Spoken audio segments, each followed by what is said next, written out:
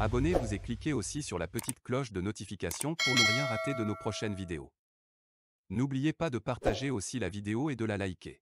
Afrique N24.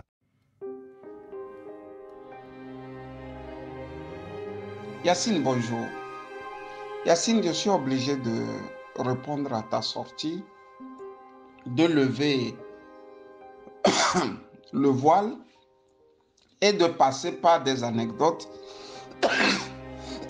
pardon, de passer par des anecdotes pour t'aider à comprendre ce qui se passe.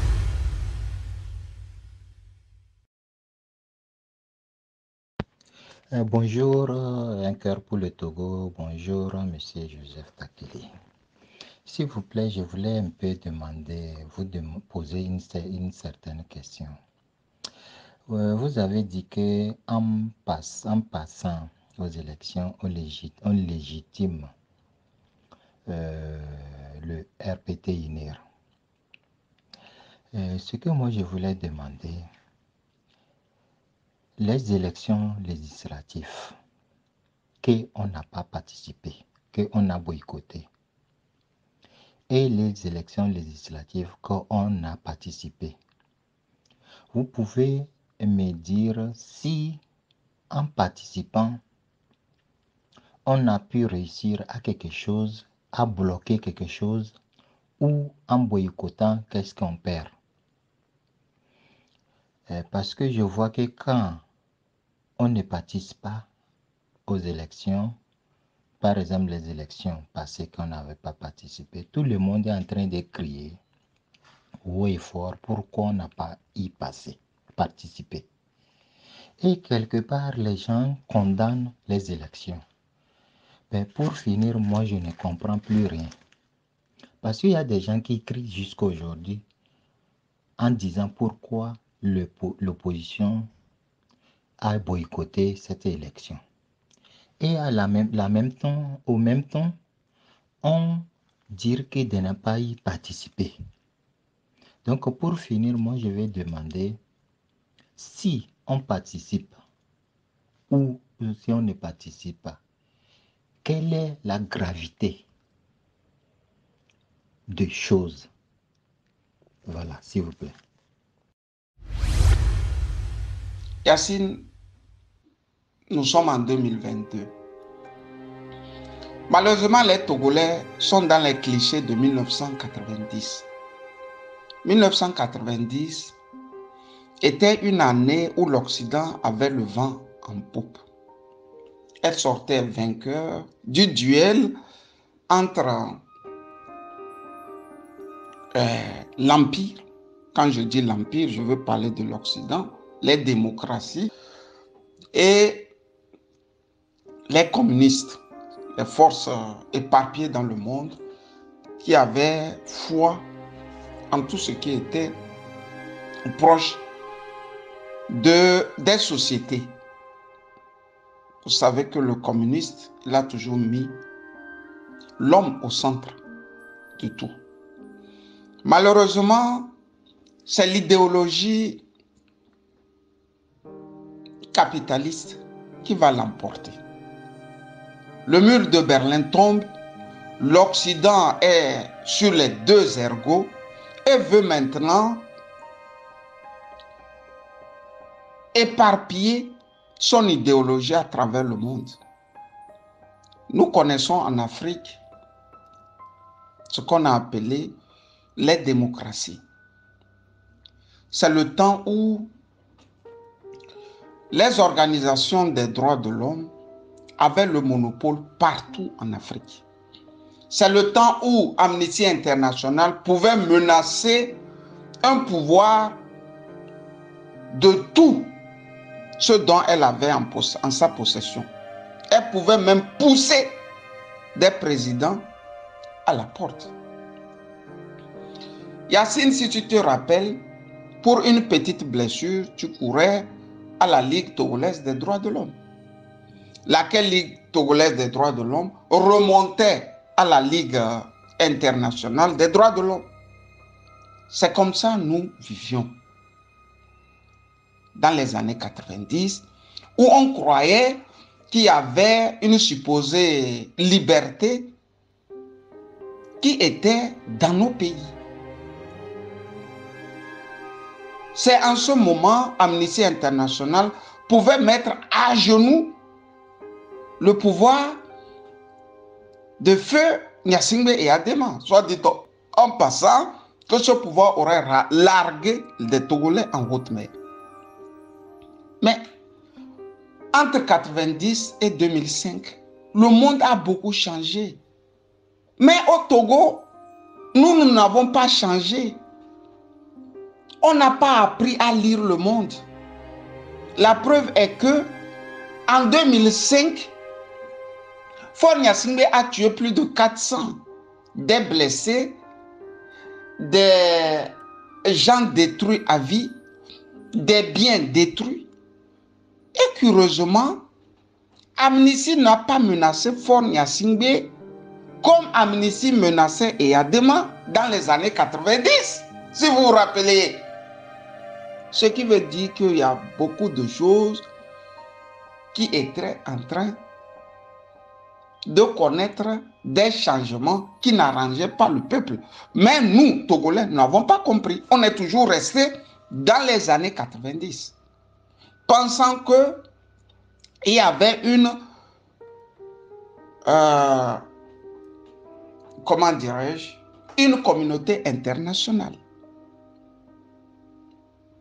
On pensait qu'il y avait toujours une communauté internationale qui était du côté des pauvres, qui était du côté des faibles, qui était du côté d'une opposition qu'on venait par exemple de ravir une victoire. Grosso modo, Yacine, nous, on n'a rien compris. Rien. Cependant, dans les moutons, il y a parfois un mouton qui sort du lot et qui comprend.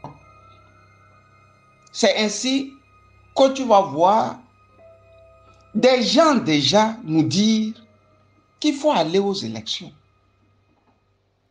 Moi qui te parle, je l'ai taxé de vendu. Je l'ai taxé des gens qui ne comprenaient rien. Première anecdote, Yacine. Yacine, Tikwi lance la révolution en 2017. Je suis sûr que tu connais l'avocat Jean Degli. J'écris rapidement à Jean Degli et je lui dis cette affaire-là. Maître, comment ça va se passer? Ça dit, regarde un peu comment les gens pensent loin. Tikwi lance la chose, 2 jours après, lui, il me prédit que Faure ne va pas quitter le pouvoir. Alors que le régime de Faure était par terre. C'est-à-dire, le régime était dans la rue. Mais Degli m'écrit pour me dire que Faure ne veut pas quitter le pouvoir. Donc, il faut faire en sorte qu'on aille à toutes les élections qui vont se présenter à nous. Nous étions au 3e jour de la révolution de Tikwi. Pour être franc, j'ai trouvé un peu Maître Degli comme quelqu'un qui en faisait trop, quoi. Et surtout que dans la diaspora, les gens commençaient par me raconter que s'il est rentré, c'est qu'il est de connivence avec le pouvoir. Il travaille avec le pouvoir, c'est pour ça, lui, un grand opposant comme ça, est rentré sans qu'on ne le touche. Yacine, c'est comme ça, j'ai plus rebondi vers l'avocat. Vraiment, je regrette jusqu'à nos jours. Si j'avais rebondi, peut-être il m'aurait aidé à comprendre davantage le monde. Mais je comprendrai le monde à mon corps défendant. Yacine, 2019, je vais au Togo et je fais un saut dans quelques pays de la sous-région. Je suis à Accra quand un ministre m'appelle. Où tu es? Je dis, je suis là, mais je suis à Accra. Il dit, ben, vaut plus partir sans passer me voir. Viens, on va partager une bière. J'arrive et je vais le voir en compagnie d'un ami. Il nous reçoit autour de 21h30 comme ça, à Lomé. En prenant la bière, on parle de tout, Yacine. Je dis de tout. Et on finit notre discussion sur le cas ivoirien. Et il me dit tout de go, ou bien il nous dit tout de go, c'est Alassane Ouattara qui va rempiler. Yacine, tu sais la manière dont je parle, non? Je siffle la bière et je lui dis, mais attends, cher ami, et tu ne vas pas quand même exagérer, non? La Côte d'Ivoire, ce n'est pas le Togo quand même. 3 solides partis. Je dis 3 solides partis. Un monsieur qui n'a plus droit à rempiler parce que la constitution ivoirienne le lui interdit. Il rigole. Il me dit, j'étais ici là-bas. Là où tu es assis là. C'est l'ambassadeur des États-Unis qui est assis là, qui était assis là-bas. C'est Ouattara qui va rempiler, Yacine. Quand nous avions pris congé de lui, je me rappelle bien, Yacine, dans la voiture de mon ami, j'ai dit à mon ami, écoute, laisse ces gens de unir et consorts là. Ils sont dans le délire, quoi. Yacine, je vais être franc avec toi. Ce qu'il m'a dit, ou ce qu'il nous a dit, c'est répété mot pour mot. Lors des élections en Côte d'Ivoire, Ouattara a rempilé. Cette expérience et l'expérience de Degli m'ont amené à dire non, Camus, le monde bougeait. Mais sauf toi, tu ne bouges pas. Des choses se passent, mais toi, tu ne vois pas.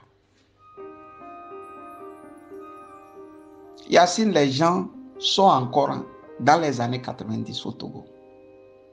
Ils pensent qu'il y a une communauté internationale qui a pitié des oppositions. Les gens sont à ce stade au Togo. Au Cameroun, on a les mêmes structures comme avec la CENI au Togo.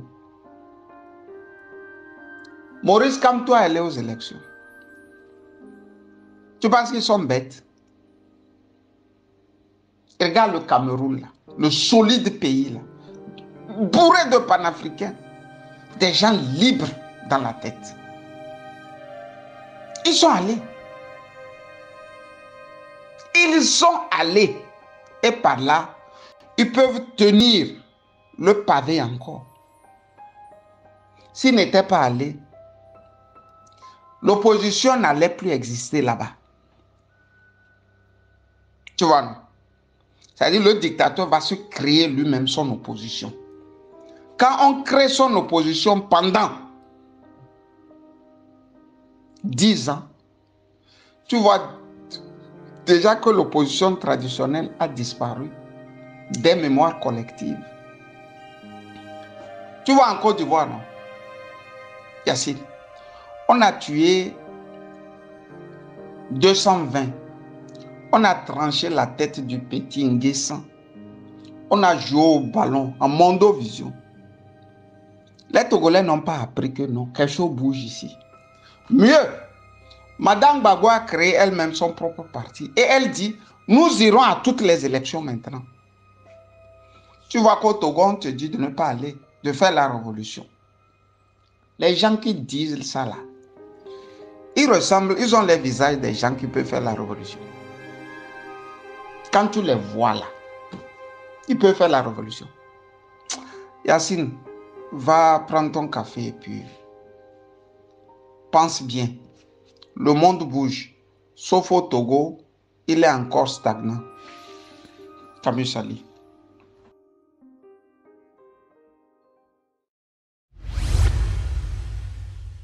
Likez la vidéo si ce n'est pas déjà fait. Laissez aussi votre point de vue en commentaire.